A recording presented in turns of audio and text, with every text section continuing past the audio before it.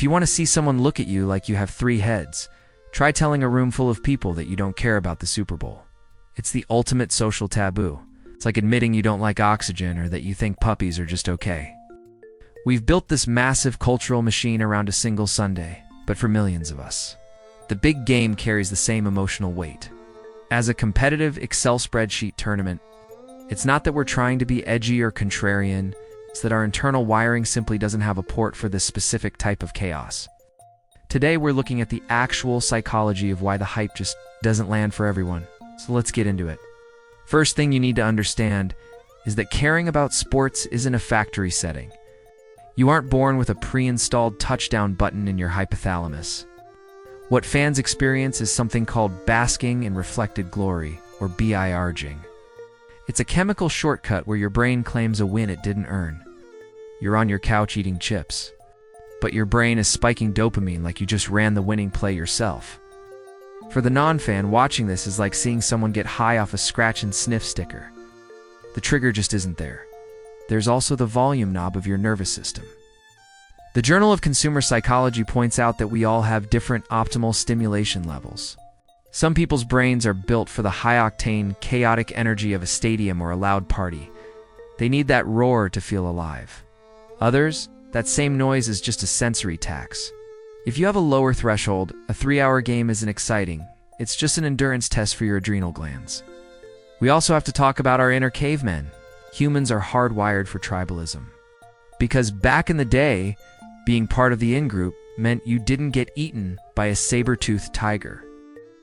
Sports are a safe, modern proxy for that primal us versus them dynamic. But here's the thing. That tribal itch can be scratched elsewhere. You might get that same sense of belonging from a niche Discord server for mechanical keyboards or a local gardening club. You haven't rejected community.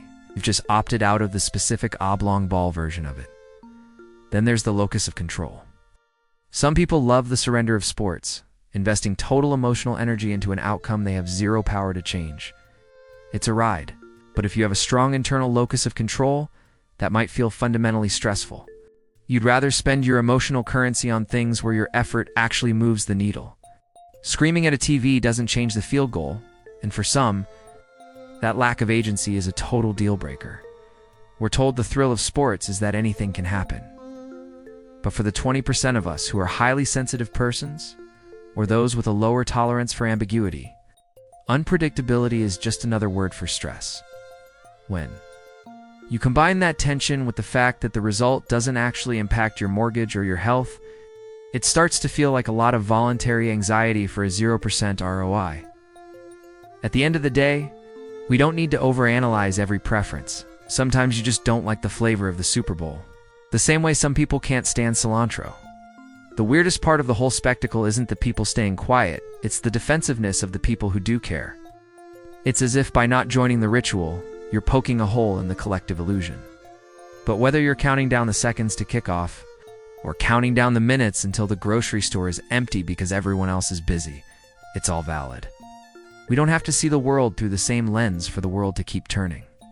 If you enjoyed this look at the other side of the hype, let me know in the comments what your Super Bowl is that thing everyone loves that you just don't get. Don't forget to subscribe, and if you want to help me keep making these deep dives, consider hitting that join button.